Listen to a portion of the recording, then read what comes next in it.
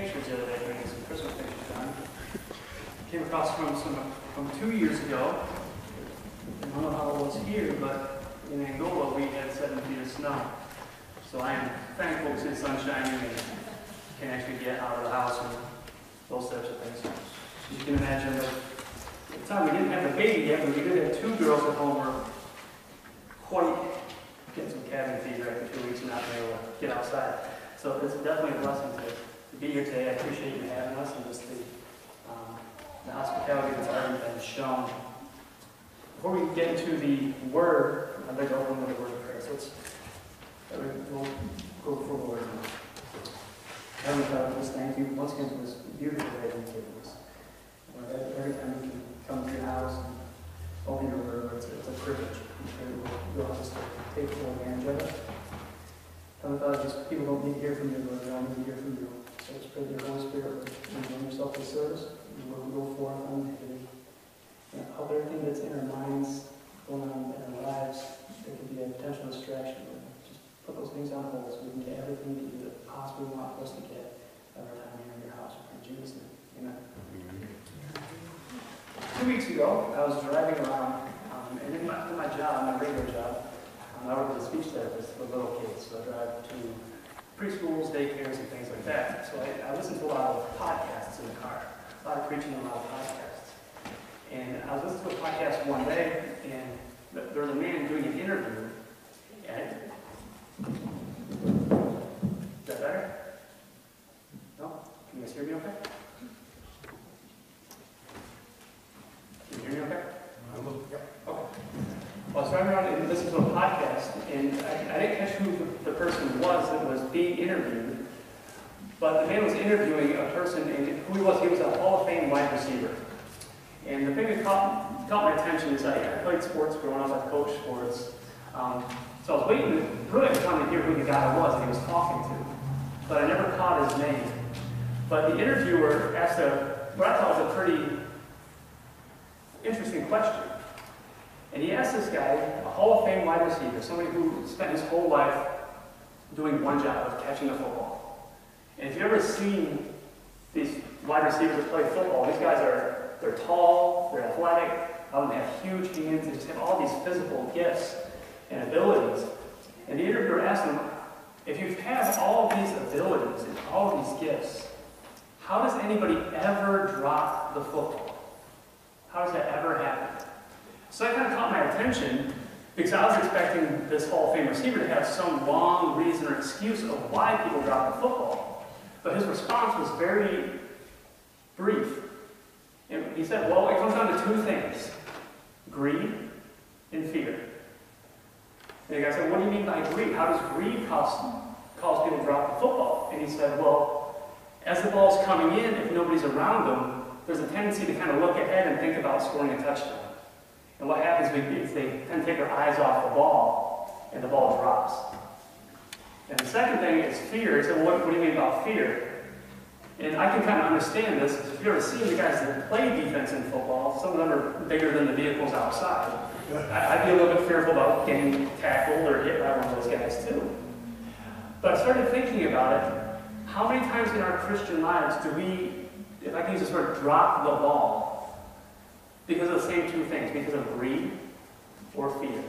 Okay, so that's what we're going to look at a little bit today. If you turn to the order of Proverbs chapter 15, verse 27, Proverbs chapter 15.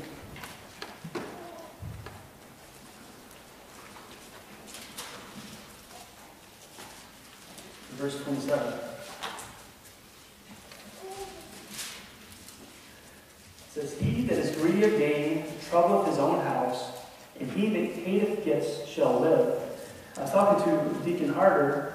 In the past, I've coached college basketball. One of the assistant coaches that I worked with at one point had gotten into some addictions with online gambling. Greed, which is what we would consider that. And if you've ever seen it, it's caught up in some sort of addiction, like this verse says, it troubles the whole house. We get greedy about things, that impacts more than our own lives. And I saw how that affected his relationship with his wife and his kids as well. So we got to be, one thing we got to put those walls up to try to best defend against those things that can creep into our lives that can cause us to become greedy.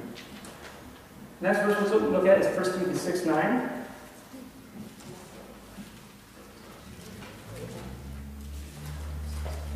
First Timothy chapter 6 and verse 9.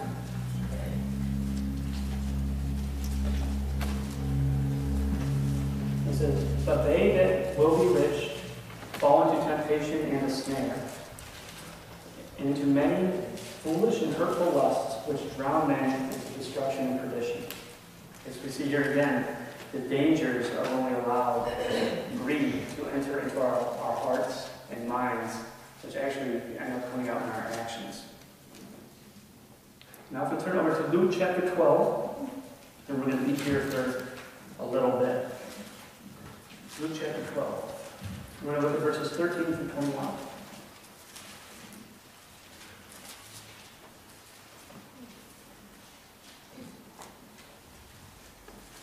In Luke chapter 12, verses 13 through 21. He said, "And one of the company said unto him, Master, speak to my brother that he divide the inheritance with me. And he said unto him, Man, who made me a judge or a divider over you? And he said unto them, Take heed and beware of covetousness, for a man's life consisteth not in the abundance of the things which he possesseth. And he spake a parable unto them, saying, The ground of a certain rich man brought forth plentifully. And he thought within himself, saying, What shall I do? Because I have no room where to bestow my fruits. And he said, This will I do. I will pull down my barns and build greater, and there will I bestow all my fruits and my goods. And I will say to my soul, Soul, thou hast much goods laid up for many years. Take thine ease, eat, drink, and be merry. But God said unto him, Thou fool, this night thy soul shall be required of thee. Then whose shall those things be which thou hast provided? So is he that layeth up treasure for himself, it is not rich toward God." Now if you look back to verse 15, it says, "Take heed, beware of covetousness, for a man's life consisteth not in the abundance of things which he possesseth." Now that's pretty contrary to what we see in our American society around us, where a lot of things, it seems like a lot of people, their goals in life are to just obtain and consume, and to do, just acquire what we can have, get as much as we can have, and it's all about us. We're always looking out for number one, as they say, without looking out and how we can use whatever goods that God has blessed us with to help other people around us in our community. James 4:3 says, "Ye ask and receive not, because ye ask amiss, that ye may consume upon our own lusts." Okay, so that can be a reason why God doesn't always answer our prayers, because our human tendency sometimes is to pray often in sometimes a greedy type of manner, and thinking about what we want instead of what's best for us or other people. If you look there at verse 16, okay, this part I think is kind of interesting, and let's go to the end of the verse. It says, "The ground of a certain rich man brought forth plentifully." Okay, it doesn't say anything negative about this guy being plentiful or being abundant. No, it doesn't. In fact, there's many verses in the Bible where God talks about how he will bless the hand of the diligent, how he'll prosper us if we work hard. Okay? It's good for us to be hardworking and for us to be trying to provide for ourselves and for those of our family. There's nothing wrong with those things. But where we get into trouble is when we look at here, verse 17 and 18, it says, "And he thought within himself," okay? He didn't ask God. He didn't go to God and say, "God, what would you have me to do with these blessings that you bestowed upon me?" He decided himself and said, "This will I do. I will pull down my barns and build greater, and there will I bestow all my fruits and all my goods."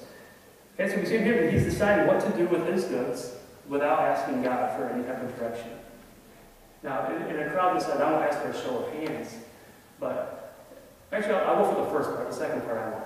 Has anybody here been saved and walking with the Lord for more than 15 or 20 years? Okay, good. Now, don't raise your hand on this because it can be kind of an awkward question.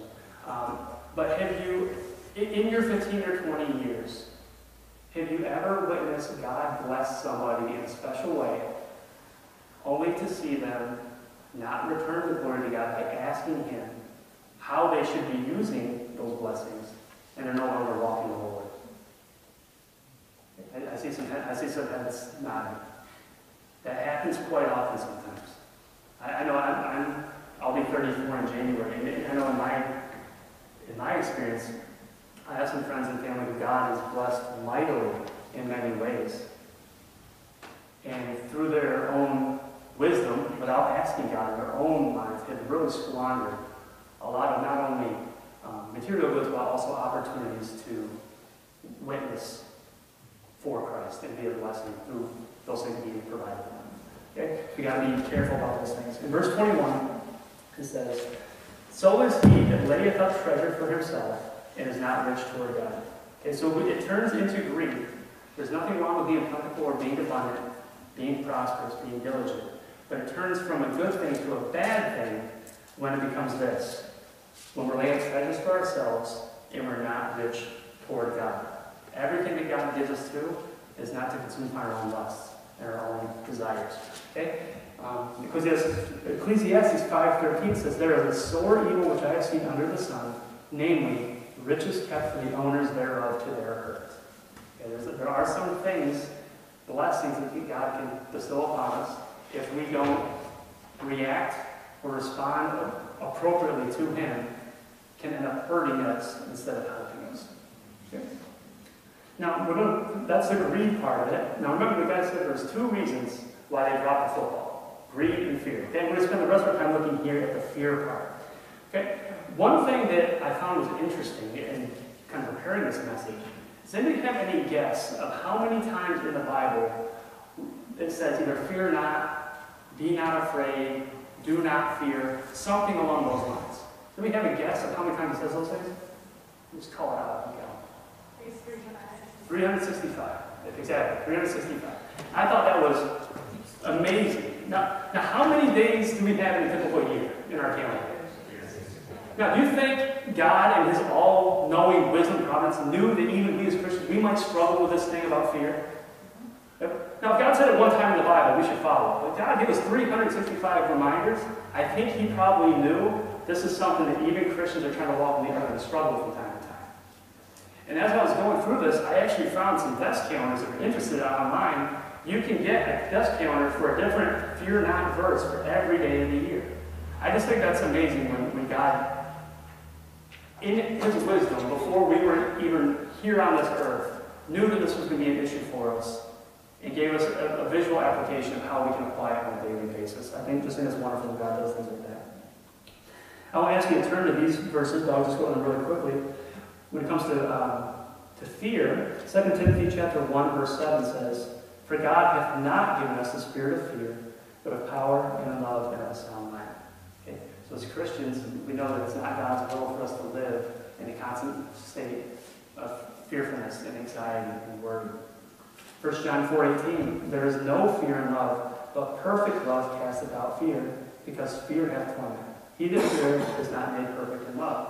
Okay? Does God want to perfect us spiritually in the routine? Yes. And if we have fear in our lives, it shows we still have some work to do to get closer to Him. Psalm 56:3 says, "What time I am afraid, I will trust in Thee." Joshua 1:9, "Have I not commanded thee? Be strong and of good courage. Be not afraid, neither be thou dismayed, for the Lord thy God is with thee, whithersoever thou goest." Proverbs 29:25 says, "The fear of man bringeth a snare, but whoso putteth his trust in the Lord shall be safe." Now, if you've ever known anybody that lives in this kind of constant state of fearfulness and anxiety, I've been counseling a man recently who deals with this in an illness type of way.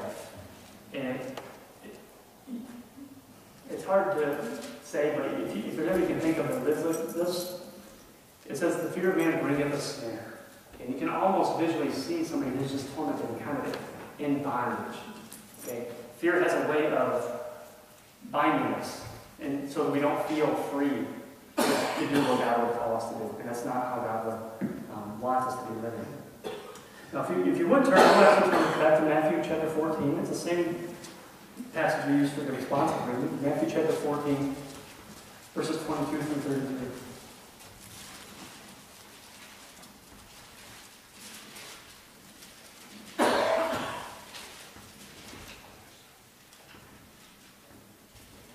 Matthew chapter 14, starting in verse 22, says, "As straightway Jesus constrained his disciples to get into a ship and to go before him to the other side, while he sent the multitudes away.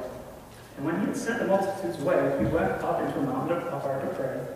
And when the evening was come, he was there alone. But the ship was now in the midst of the sea, tossed with waves, for the wind was contrary. And in the fourth watch of the night, Jesus went unto them, walking on the sea. And when the disciples saw him walking on the sea, they were troubled, saying, It is a spirit. And they cried out for fear. But straightway Jesus spake unto them, saying, Be of good cheer, it is I, be not afraid. And Peter answered him and said, Lord, if it be thou, bid me come unto thee on the water. And he said, Come. And when Peter was come down out of the ship, he walked on the water to go to Jesus. But when he saw the wind boisterous, he was afraid. And beginning to sink, he cried, saying, Lord, save me. And immediately Jesus stretched forth his hand and caught him, and said unto him, O thou of little faith, wherefore didst thou doubt? And when they were come into the ship, the wind ceased. Then they that were in the ship came to worship him, saying, Of a truth, thou art the Son of God. Okay. Now, this is obviously a very familiar passage of Scripture. I can remember this in Sunday school class, being a little kid, and my Sunday school teacher had little flannel graphs, and got like the wind, she had like this picture of a cloud of the wind that's actually making an angry face and just blowing. And then the waves were up high, and then she had like little rain that we could move around on the board. Okay, so this is obviously something a story that probably everybody here has read on their own and heard over and over again. But I think sometimes what happens sometimes the more familiar passages of the Bible, we can get so comfortable with them that they lose their power. We can get too comfortable with a lot of the miracles that Jesus does, to where we don't dig deeper to find out, I know Jesus walked on the water, but there's more to it than that. And we're going to look a little bit deeper today about these things. Now, the first question, as I was preparing this message, like I said, I've read through this many times, but for some reason, as I was going through, you ever had the Holy Spirit just kind of speak to you and say, go back and read that again. And it might be a passage you've read over and over again. Some you can memorize line by line. But something happens differently. It just hits you a different way. So, don't go on the next one. Just go back and read that over again. There's more. Think about that. Meditate on that. Well, that's what happened when I was going through this passage. And here's just a few things that I kind of thought about for the first time as going through this very familiar passage of Scripture. Now, if you look at verse 24, okay? If you're still in Matthew chapter 14, you look at verse 24. The first question I would ask is, was Peter already involved in the storm before he got out of the boat?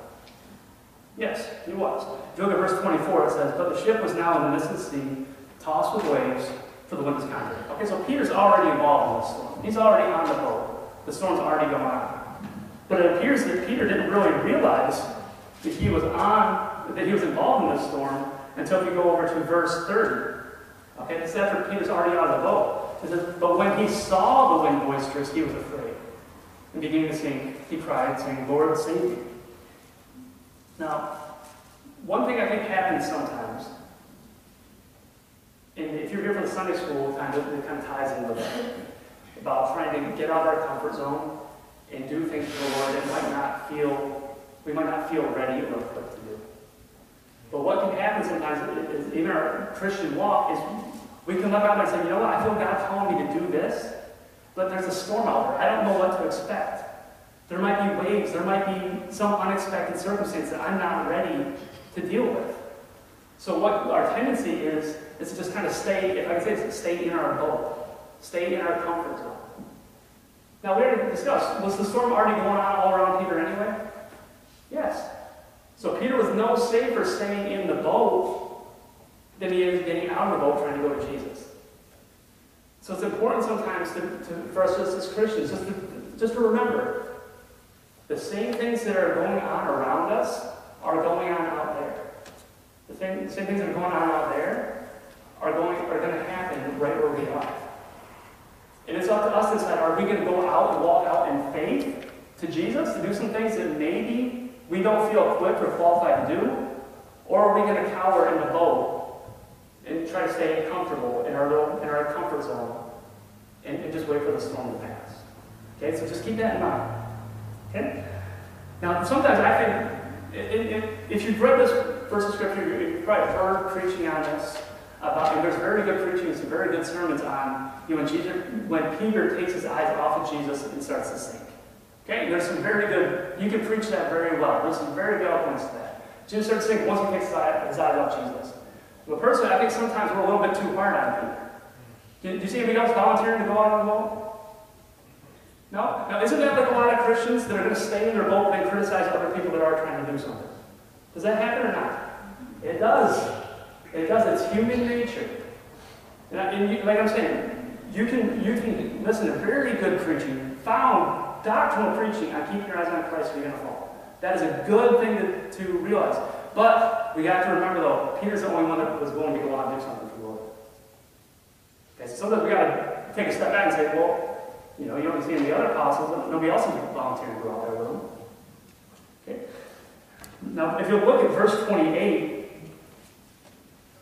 it says, "And Peter answered him, Lord, if it be thou, bid me come unto thee on the water." Now that word bid, we don't hear that too much in our English vernacular today. It doesn't come up too much in our normal conversations. But that word bid, it doesn't mean, it is asking. But like for me, I work with little kids, so sometimes I'm in the classroom. This isn't like a little kid saying, "Can I sharpen my pencil? Can I get up and get a drink?" That's not what Peter's doing here. When he's saying bid, in this sense, he's saying he's begging the Lord. He's pleading, "Lord, I want to come out there with you. Call me out there. Lord, I want to come with you." And part of the reason I think sometimes as Christians, while we see so many needs around us, so many opportunities to serve, I think sometimes why there's not more getting done is there aren't as many Christians calling out to God, "Hey, I want to be out there with you. I see you doing this over here in this community. I see this ministry going on. I want to go do that with you." Okay, so it's something to keep in mind. It's the first thing that Peter does is he calls out to the Lord. He says, "Hey, I want to be out there with you. I want to be out there." And one of the reasons we don't see some of the revivals or some of the revivals that our country has experienced in the past or really accomplished, sometimes what God really has for us is simply might be because we're not really asking Him to get out there and be as involved as He would have us to be. Okay. Now, if you look at verse 29, let's look at Jesus' response. Okay? And He said, "No, Peter, stay there. This walking on water stuff is just for the Messiahs." Is that what He says? No. What's He say? Come. You know what Jesus is going to say to you if you call and say, "Hey, you know what? I want to get involved in that." You know what He's going to say? Come on. You know what Jesus is going to say? If you're out there walking on water, you see something, some sort of ministry, some need that can be met, and you're not sure if you can do it, but you call me out and say, "You know, I want to try it." You know what He's going to say? Come on here. Now, are we going to fail? Yes. Are we going to fall down? Over and over and over again. But what better place to fall than at the feet of Jesus while trying to walk on the water with Him? What better place to be? Now if you look here at verse 31. Verse 30. When he saw the wind boisterous, he was afraid, and beginning to sink, he cried, saying, "Lord, save me." And immediately Jesus stretched forth his hand and caught him, and said unto him, "O thou little faith, wherefore didst thou doubt?" Now, is there any question here? After Peter called out to the Lord to be involved in whatever this ministry is, whatever is going on. And remember what Jesus' response was. What did Jesus say? He said, come on out. Was there any doubt that once Peter failed, what was Jesus going to do? Oh, yeah, that's what you get, Peter. You should stay in the boat. Did anybody really think that's going to happen? No. What's his first thing? Immediately he what? Reached down, saved him. If God has put something in your heart to do, we talk about this in Sunday school also. If God has put something in your heart to do, and you don't feel equipped or qualified to do it, you still call out to God, call out Jesus, He's going to say, come. And when we fall down, He's going to reach down and pick us up. God is not going to call you out to walk on the water and let you just sink in despair. It's not going to happen. It's not in His nature. It's not going to happen.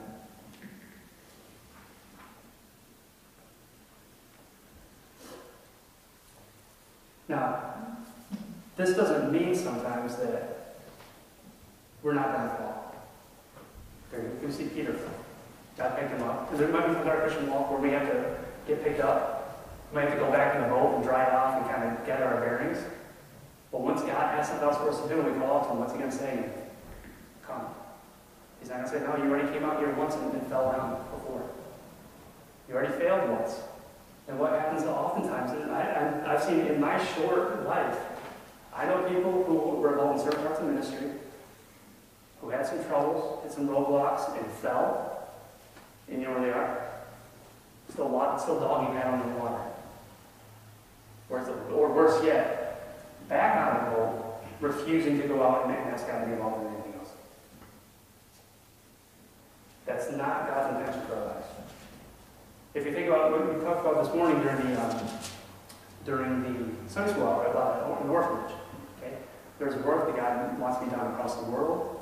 I'm sure there's people here that have needs. There's needs locally. There are things in our own communities that God is looking for people to be his hands and feet and to do those things. Now, does it mean that necessarily that you're going to have all the qualities and the strengths and the power and feel qualified and equipped to do it right away and step out in faith? No. But God's still going to come. Come on out. And he'll give us the strength to do these things that need to be done. There's a lot of things that I think in our Christian lives God wants to do that we might consider pretty miraculous and amazing things.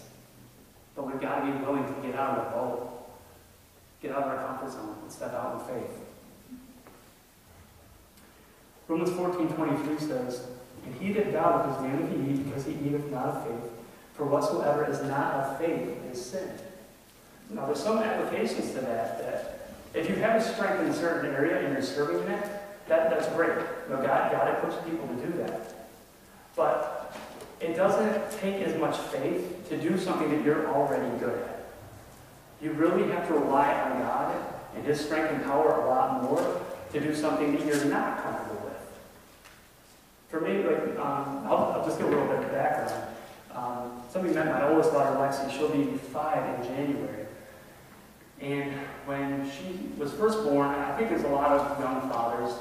When I got married with my wife, there's a change that took place as kind of being just a Christian individual and then being responsible for leading my wife.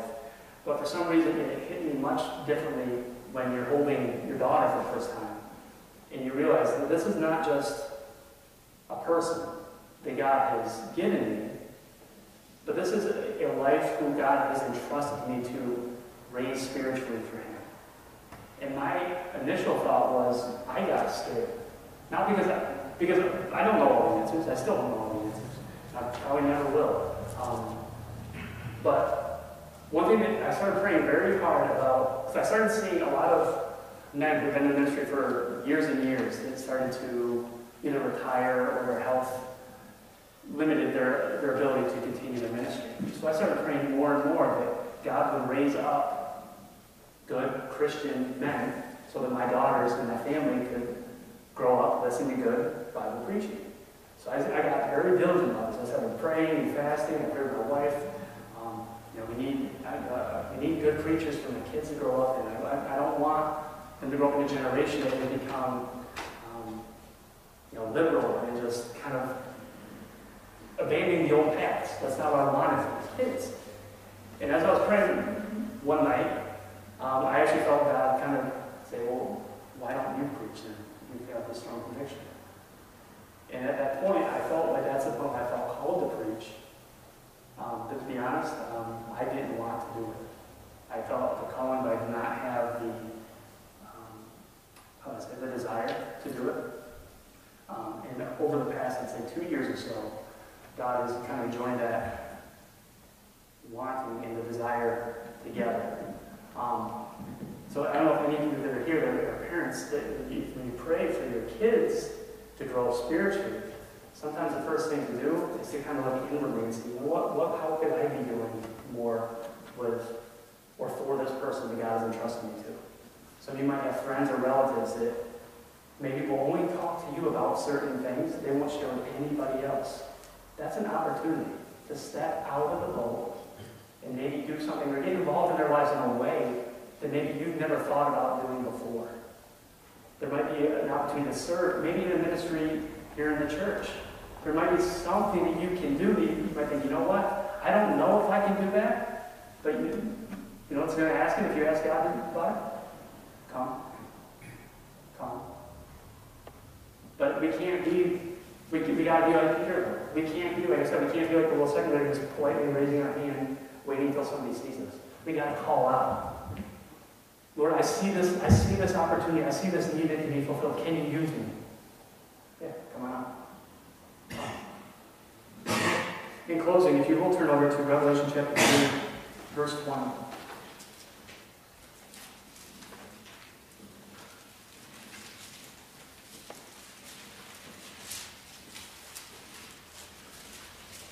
Revelation chapter 3, verse 1 says,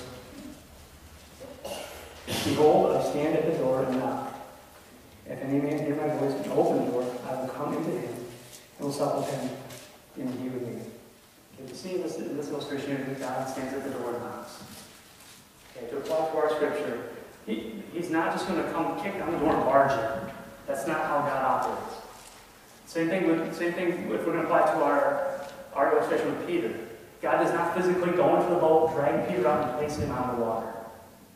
He doesn't do it. There's an instance here of where he's going to call in that still, quiet voice. And if we're listening, after we call out to Jesus, if we listen for his response in that still, quiet voice, I'm confident that there's something you're like that God has placed in your heart for you to do. If you listen to it, you know what you're going to hear him saying? Come. Get involved. Get involved. Help this person. Do this ministry. There's no better place to be, like I said, with Peter. There's no better place to be if we're going to fall. There's no better place to fall than at the feet of Jesus while trying to walk with him. Trying to accomplish something for the Lord. That should be our goal, everyone as Christians, to do something for the Lord. Even if it means getting out of our boat, stepping out of our comfort zone. Let's close with a word of prayer. Our precious Heavenly Father, we just thank you so much for your word. Thank you how it's relevant and applicable to our lives. Thank you that we can grow from it, we can convict us, we can challenge us. And I pray you help us to apply these truths to our lives and given us. Look for opportunities around us where we can be of service to you. Help us to be like Peter, to be willing to call out to you, to be active in our searching for your will for our lives, and ways to get involved, and ways to further your kingdom. Lord, help us to never be afraid to get out of our boat, to go and walk with you, to do great things by faith.